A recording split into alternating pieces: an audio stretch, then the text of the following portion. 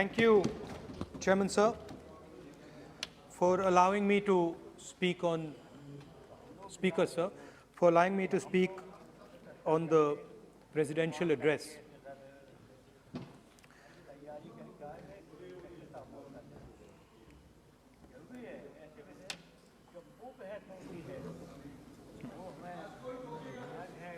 Thank you for allowing me to speak. I felt that the presidential address should have been a strategic address, an address that spoke to India about where we are and where we should be going. What are the challenges we are facing? What are the difficulties we are facing? And what is the potential direction in which we can go? Unfortunately, the presidential address was a long list of things that the government claims to have done, but didn't really contain the deeper strategic issues that we would have liked to see. Also, the presidential address didn't touch a couple of central challenges facing our country. And that's what I would like to discuss today. To me, it seemed that the presidential address was a list of bureaucratic ideas instead of a strategic vision.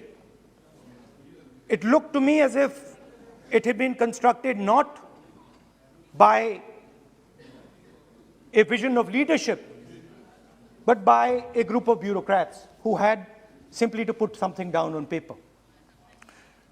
So what did the presidential address miss? What did the presidential address not speak about? What did the presidential address hide from the people of India? I think there are three fundamental things that were not spoken about in the presidential address. The first, and what I consider to be the most important, is the idea that there are now two Indias. There is now no longer one India. There are two Indias. One India is for the extremely rich people, for those who have immense wealth, for those who have immense power, for those who do not need a job, for those who do not need water connections, electricity connections, but for those who control the heartbeat of the country. And then another India. Another India. आपके जब नेता बोलेंगे ना, फिर हम भी खड़े होंगे उस समय. एक बात करने दीजिए. ये प्रेसिडेंशियल एड्रेस की एक गरिमा होते हैं. जब आपके प्रवक्ता बोले थे तो कोई भी नहीं खड़ा हुआ यहाँ तक. इस गरिमा को मद्देनजर ये चर्चा करना चाहिए. नेता सत्ता पक्ष का भी है, नेता विपक्ष का भी है. हमारे नेता भी बोल रहे हैं, समय हमें दिया गया. इस सूची में हम बोल रहे हैं. अगर आप ये चाहें कि हमारे नेता को बोलने में बाधा डाले जाए, तो मौका हमारे भी आएंगे. आपको नेता जब यहाँ बोलने उठेंगे, हम भी इस तरह की बाधा डालेंगे. ये आपको समझा रहे हैं, चेतावनी दे रहे हैं. ऐसा नहीं, हम लोग डरे हुए नहीं है. हम अपना बात रखना चाहते हैं. अधिकार है हमारा. प्लीज नो प्लीज बैठिए, बोलने सभी अध्यक्ष महोदय. And for my friends in the government, I want to make it clear that the spirit of what I'm saying is not one of criticism. The spirit with which I speak is one of discomfort with the state of our country. And the spirit with which I speak is one where I am worried about what is happening to the country. So you must not take it as a criticism. Take it as a citizen of the country who is concerned about what is going on. धन्यवाद. तो दो हिंदुस्तान बन रहे हैं, एक अमीरों का हिंदुस्तान और दूसरा गरीबों का हिंदुस्तान। और इन दो हिंदुस्तानों के बीच में खाई बढ़ती जा रही है। आपने अभी देखा होगा, अभी दो स्पीकर्स ने बात की, मगर आपने यह नहीं कहा कि रोजगार ढूंढने के लिए उत्तर प्रदेश में, बिहार में रेलवे की नौकरी के लिए वहां पे युवाओं ने क्या किया और क्या हुआ, इसके बारे में आपने नहीं बोला। गरीब हिंदुस्तान के पास आज रोजगार नहीं है। प्रेसिडेंशियल एड्रेस में बेरोजगारी के बारे में एक शब्द नहीं था, और पूरे हिंदुस्तान में आज हिंदुस्तान का युवा रोजगार ढूंढ रहा है। हर स्टेट में, उत्तर प्रदेश, बिहार, सब जगह हिंदुस्तान का युवा एक ही चीज मांग रहा है, रोजगार हमें दे दो। और आपकी सरकार नहीं दे पा रही। आपको मैं आंकड़ा देना चाहता हूं। इस पिछले साल 3 करोड़ युवा रोजगार खोए हैं। आप बात करते हो रोजगार देने की। 2021 में 3 करोड़ युवा रोजगार खोए हैं। 50 साल से सबसे ज्यादा बेरोजगारी आज हिंदुस्तान में है। आपने मेक इन इंडिया की बात की, स्टार्टअप इंडिया की बात की, मगर जो रोजगार हमें, हमारे युवाओं को मिलना चाहिए वो नहीं मिला, और जो था वो गायब हो गया। और यह सच्चाई है, और इस सच्चाई को आप भी पहचानते हो, क्योंकि आपने भी अपने भाषणों में रोजगार के बारे में कुछ नहीं कहा। कितना रोजगार पैदा किया गया है, किस प्रकार किया गया है, उसके बारे में आपने नहीं बोला, और आप बोल भी नहीं पाएंगे, क्योंकि अगर आप बोलेंगे तो हिंदुस्तान का युवा आपकी ओर देख के कहेगा कि ये मजाक कर रहे हैं। तो ये स्थिति पैदा कैसे हुई? ये दो हिंदुस्तान पैदा कैसे हुए?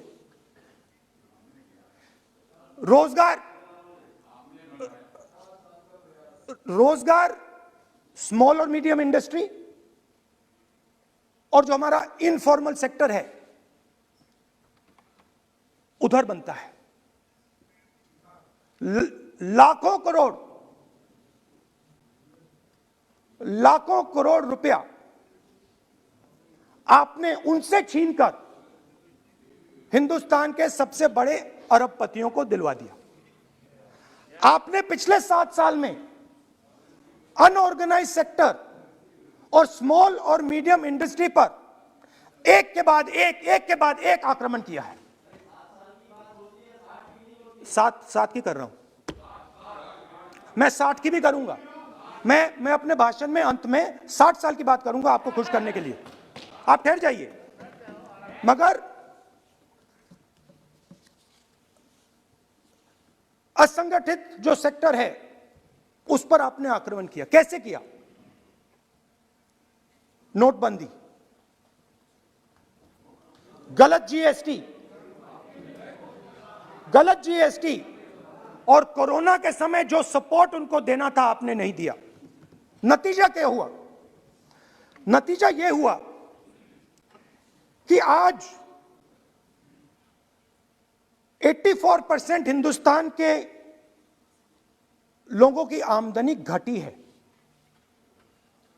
और वो तेजी से गरीबी की ओर बढ़ रहे हैं।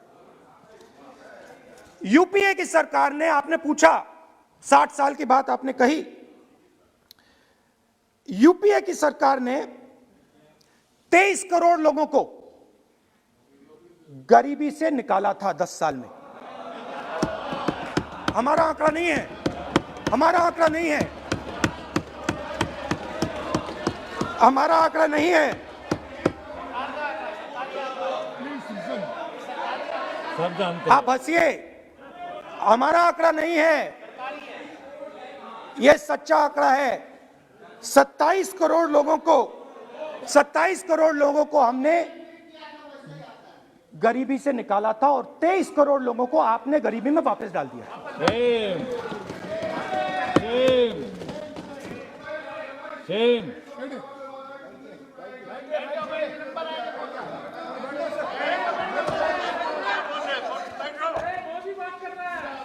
और हो क्या रहा है, फॉर्मल सेक्टर में मोनोपोलीज बन रही हैं। किसी भी आप सेक्टर में देखिए, और सबसे दो मोनोपोलिस्ट के बारे में थोड़ा सा बोलूंगा। उसको वो कोरोना के समय अलग अलग वेरिएंट्स आते हैं ना, डेल्टा, ओमिक्रॉन, वो AA वेरिएंट है। और वो पूरा का पूरा हिंदुस्तान की जो अर्थव्यवस्था है उसके अंदर फैल रहा है। आपने बात उठाई तो मैं उसके बारे में पहले बोल देता हूं। एक व्यक्ति को, नाम नहीं लूंगा, एक व्यक्ति को हिंदुस्तान के सब पोर्ट्स, ब्रांड, हिंदुस्तान के सब पोर्ट्स, हिंदुस्तान के सब airport, power, transmission, mining, green energy, gas distribution, edible oil, जो भी हिंदुस्तान में होता है उधर अदानी जी दिखाई देते हैं।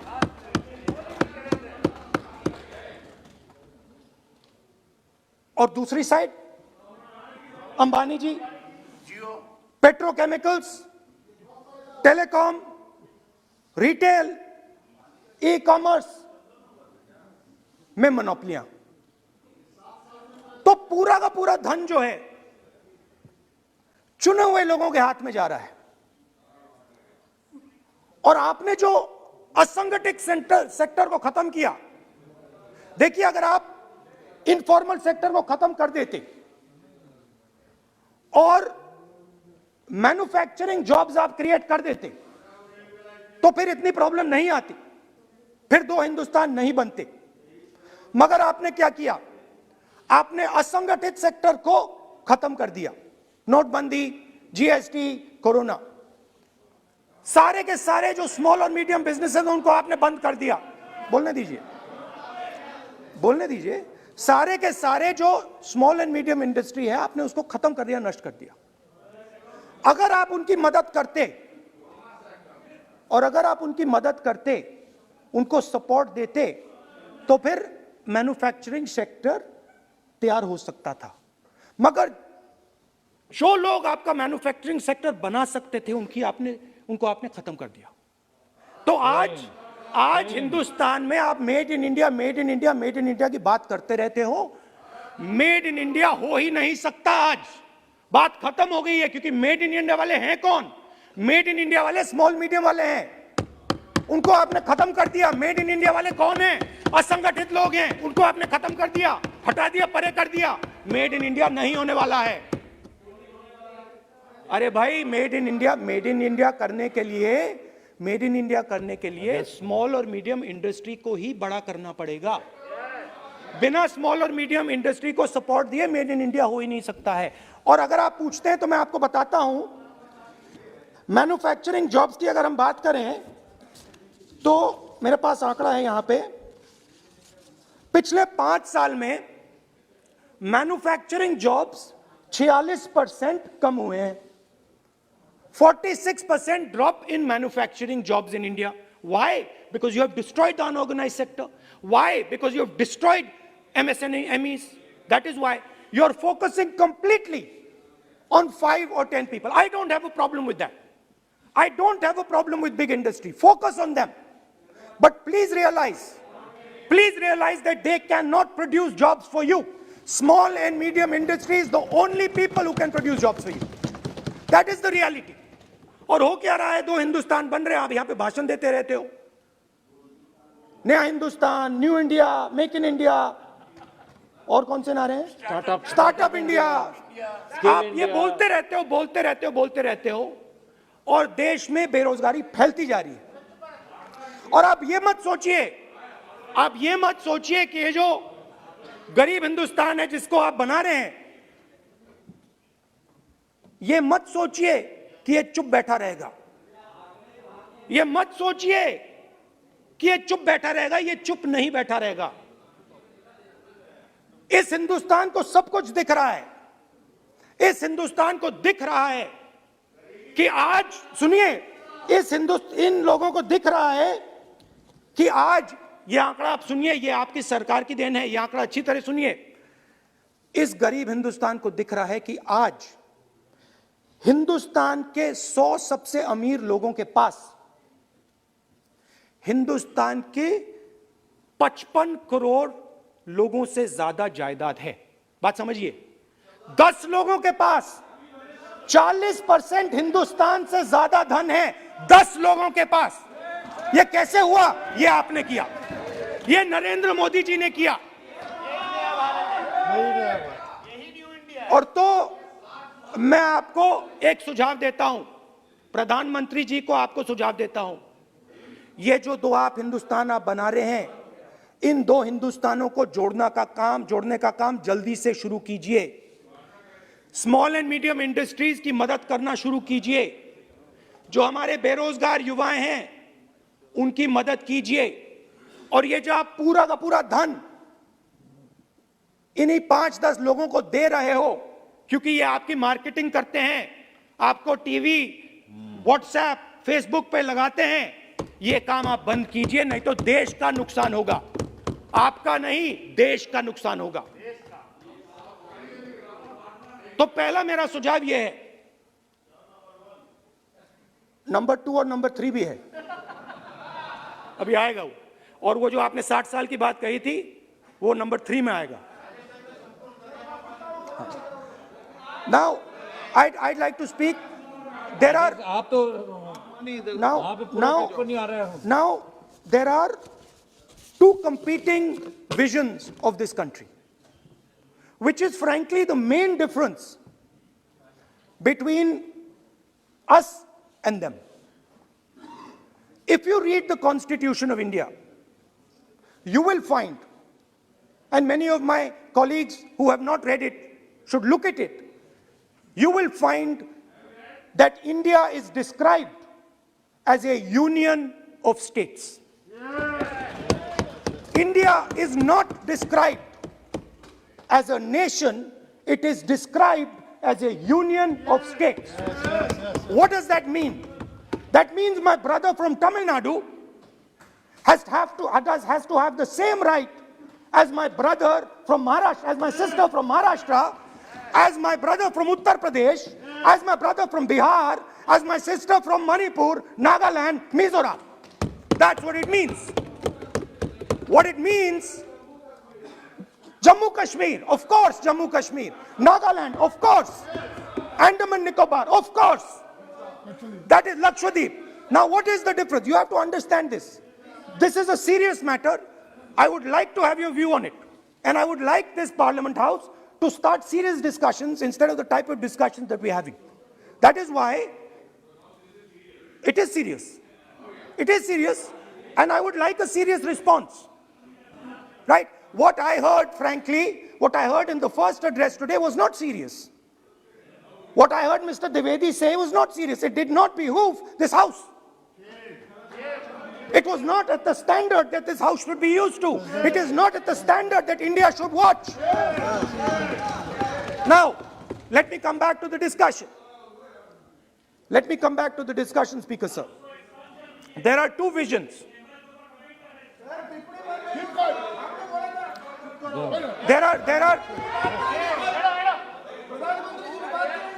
There are two visions of this country.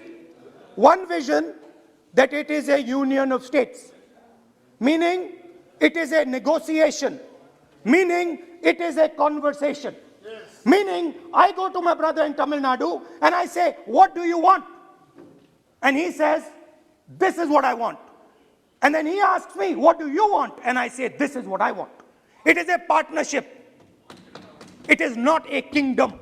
Remember that. You will never, ever in your entire life rule over the people of Tamil Nadu. It cannot be done. You will never, ever in your life rule over these other people. Please listen to what I'm saying.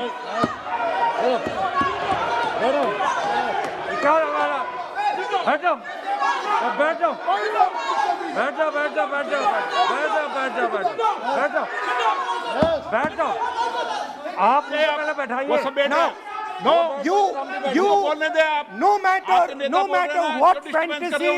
no matter what fantasies you might have, you will never ever rule over the people of the states of India.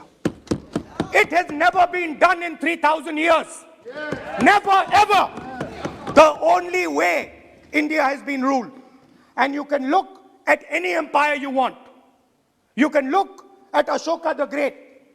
You can look at the Mauryas, you can look at the Guptas, you can look at anyone you want. It has always been ruled by conversation and negotiation.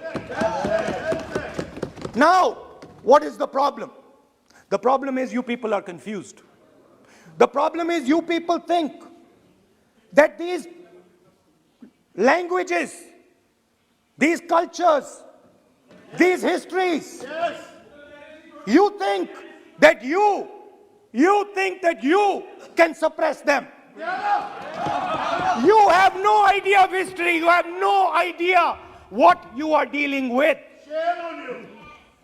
Because the people of Tamil Nadu have inside their heart the idea of Tamil Nadu, the idea of the Tamil language, and then also the idea of India. Do not be confused. The people of Kerala have the idea of, I am telling you the truth. The people of Kerala have a culture. I am now a member of Parliament of Kerala. I understand it slightly better. They have a culture, they have a dignity, they have a history. The people, like the gentleman said, the people of Rajasthan have a culture, have a history, have a tradition, have a language. They have a way of life. This is like a bouquet of flowers. This is our strength. I learn from the people of Tamil Nadu. I learn from the people of Rajasthan. I learn even from you. Every day I learn from you. I do. It's not funny. It's not funny. I learn from you. Right? It's not funny. Anyway, there is another vision. A vision that India can be ruled by a stick from the center. You people have no idea of history. Because every time it has been attempted, that stick has been broken and smashed. Now what is happening as a result of your flawed vision of the country? Two Indias are of course being created. Two Indias are of course being created. Speaker, sir. अध्यक्ष महोदय,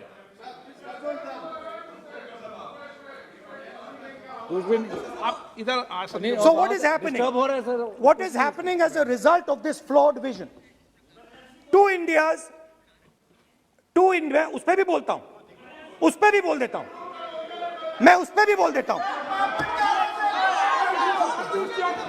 मैं emergency में भी बोल देता हूं, कोई problem नहीं है, मैं बोलने से नहीं डरता हूं, आप उनका मैं डरता नहीं मैं बोलने से, आप anyway, so there are two visions. One is a union of states, union of languages, union of cultures, a bouquet of beautiful flowers that can challenge any power in the world. No power in the world has ever been able to challenge this bouquet of flowers. Now, there is another vision, a centralizing vision, the vision of a king. The idea of a king, which the Congress removed in 1947. We smashed that idea of a king. Now that idea of a king has come back. That there is a king, a Shahin Shah, a ruler of rulers, a master of masters. Now what is happening? Now Speaker Sir, what is happening? आप बीच में मत बोलिए. Now Speaker. No, सबको. Now Speaker Sir, what is happening as a कोई result of disturbance this नहीं हो रहा. flawed vision? What is सामान्य happening हल्का-फुल्का चलता है. is that the instruments of the conversation between our states, the instruments of the conversation between our peoples, what we call the institutions of our country, are being attacked and captured by one idea.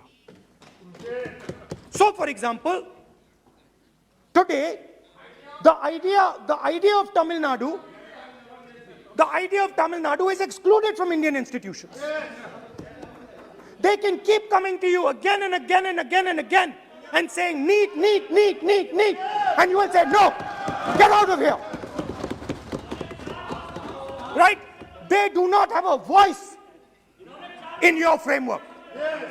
The farmers of Punjab can stand up and say, we do not agree with these 3 laws. They do not have a voice in your framework. Only the king has the voice. The farmers can sit for 1 year. They can sit for 1 year outside in Corona. They can die, doesn't matter. The king does not agree. You do not listen to anybody. And even all of you, my dear brothers and sisters in the BJP, I saw my Dalit colleague speak today, Paswanji. I saw him. Yes. He knows the history of the Dalits. He knows who has oppressed the Dalits for 3,000 years. And he is speaking with a hesitancy. He is speaking without. I am proud of him. I am proud of this gentleman. He has spoken to me what is in his heart. I am proud of this man. But he is in the wrong party. Don't worry, घबराइए मत.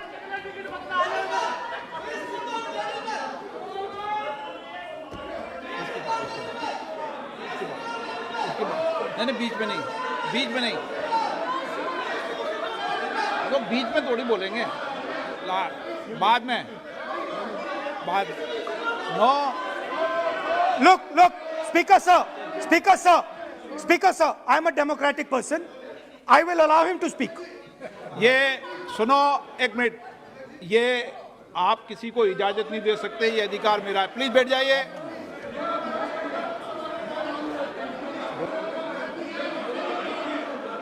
मैं आप वो इजाजत दे सकते हैं क्या आसन को? वो इजाजत देने का अधिकार नहीं है. ये अधिकार आसन का है. किसको इजाजत देनी है, किसको नहीं इजाजत देनी, माननीय राहुल जी प्लीज बैठ जाइए. मैं दूंगा आपको मौका. मैं आपको मौका दूंगा. So, Speaker sir. So, Speaker sir. माननीय सदस्य प्लीज बैठिए. मैं आपको मौका दूंगा. बोलते रहे आप.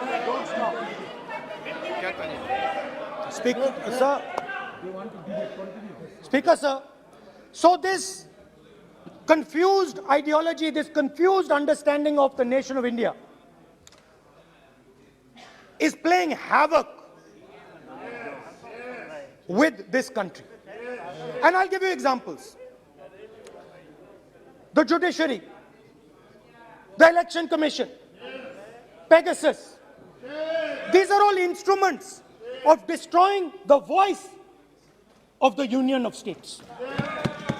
When you apply Pegasus on an Indian politician, when the Prime Minister personally goes to Israel and authorizes the use of Pegasus in India, He is attacking the people of Tamil Nadu.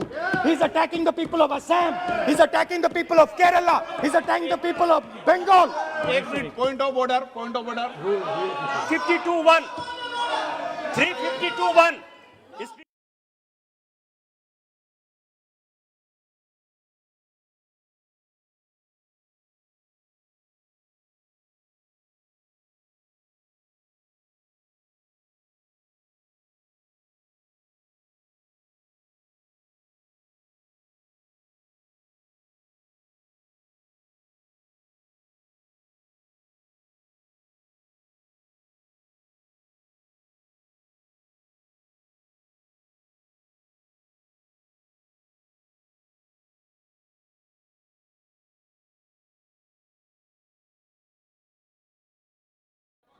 A particular organization has captured the institutional framework of the country and is attacking the voice of the different states of this country.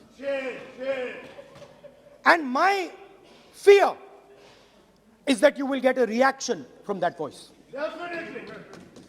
My fear is that this attack that you're carrying out on the institutional framework of this country is going to get a response from the Union of States.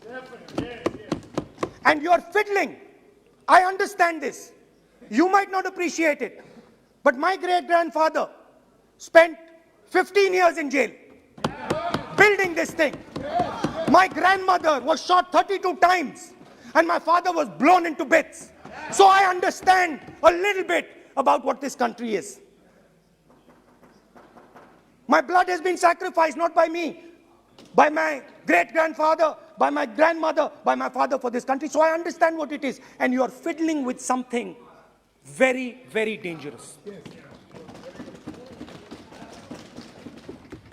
And I am advising you, stop.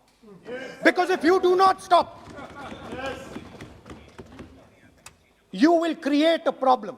You have already started creating the problem. The problem has already started in the northeast.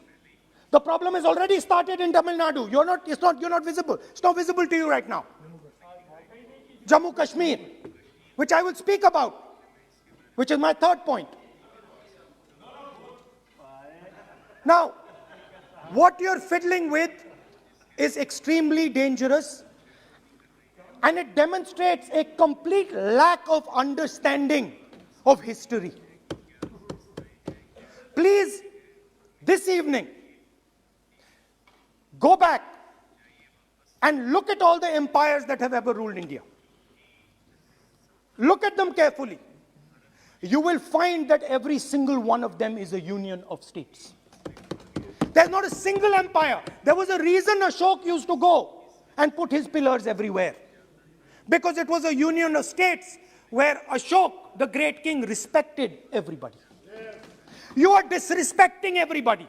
Disrespect me, I don't care. It doesn't matter to me. But you cannot disrespect the people of this country. Right. Now, final. And I think one of the more important parts of my speech. Actually, I want to say one other thing, which I demand an apology from the Home Minister. And this represents again the idea of a union of states versus the idea of a king. Now, a few days ago, some political leader, I'm not going to name, came to me from Manipur. And he was very agitated. I spoke to him, I said, why are you agitated, my brother? And he says, Rahul ji, I have never felt as insulted as I have a few days ago. I said, why? He said, Rahul ji, a delegation of Manipuris, political leaders, senior leaders went to see the Home Minister. Outside his house,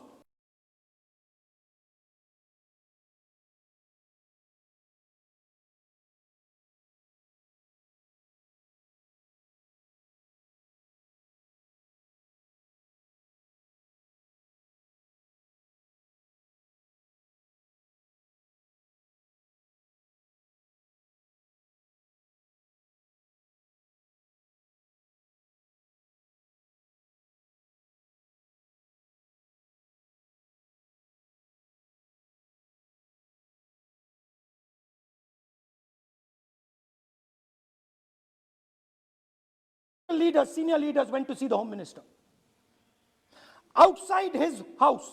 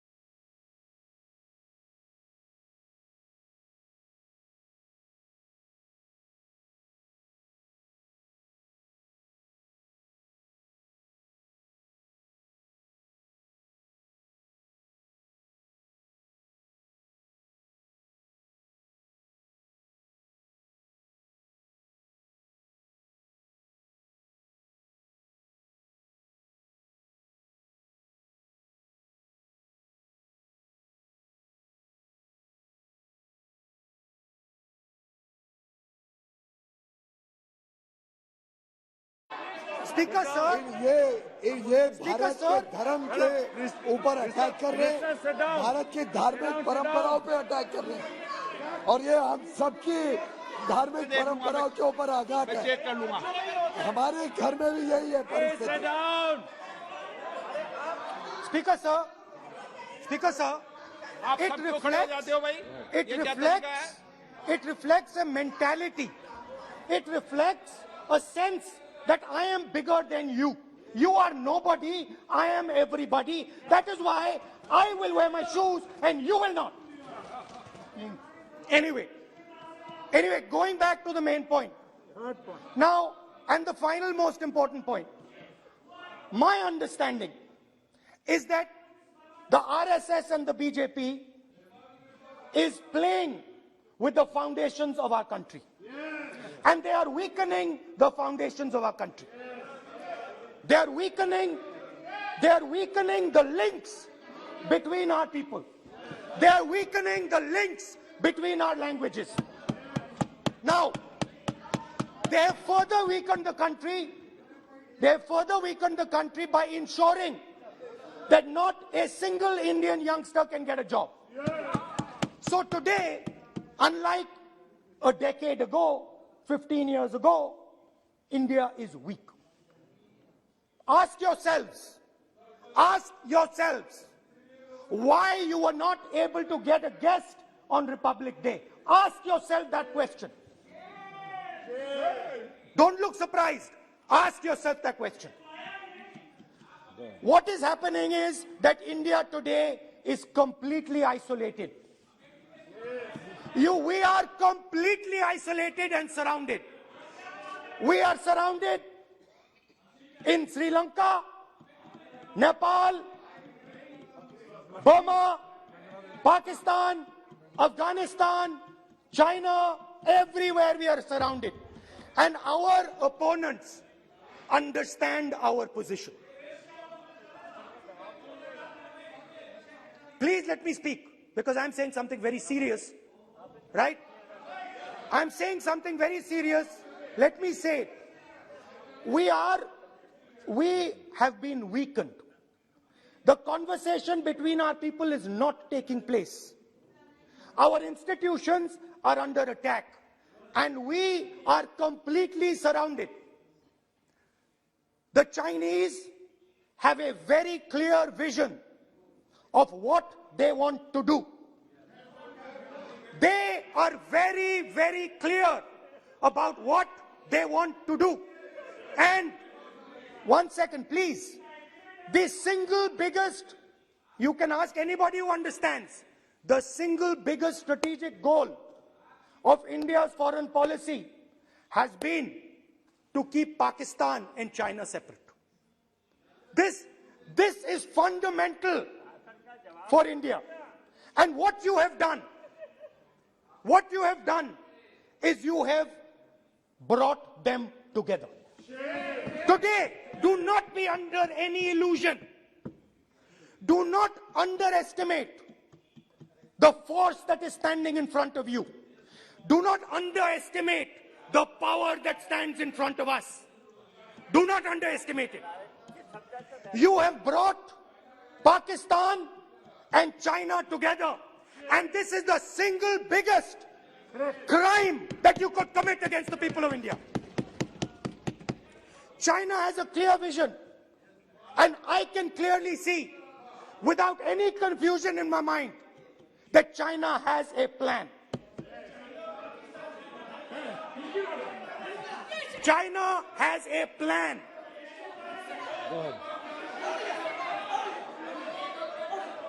I can see without any doubt that the Chinese, please, we are all nationalists, so let us discuss properly. I can see that China has a clear-cut plan. The foundations of their plan have been put in place in Doklam and in Ladakh. Do not underestimate what we are facing. This is a very, very serious threat to the Indian nation. This is a very, very serious threat to the Indian nation. Wake up. We have made huge strategic mistakes in Jammu and Kashmir. We have made huge strategic mistakes in our foreign policy. And if we do not correct those mistakes, what are the mistakes? I have just told you. You have brought China and Pakistan together. You have brought China and Pakistan together. You have taken the concept of two different fronts and converted it into one unified front. And by the way, in case you haven't realized it, in case you haven't understood what's going on, it is very clear that the Chinese and the Pakistanis are planning. Look at the weapons that they are buying. Look at their activity. Look at the way they are talking. Look at who they are speaking to. I am clearly stating in the House of Parliament that we have made a massive blunder, and we need to make sure, absolutely sure, that we can defend ourselves against the Chinese. Please remember what I'm saying, because the Chinese will act. Remember what I'm saying, and remember that you will be responsible for anything that happens. That is why it is important that as a nation, we start this conversation. It is important as a nation that you listen to what we say, because we have experience, we have understanding. You might not think so, but we have people on this side who understand these things, have great understanding. use us.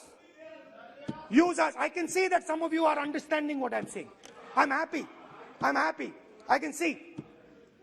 So these are the 3 points I wanted to make today.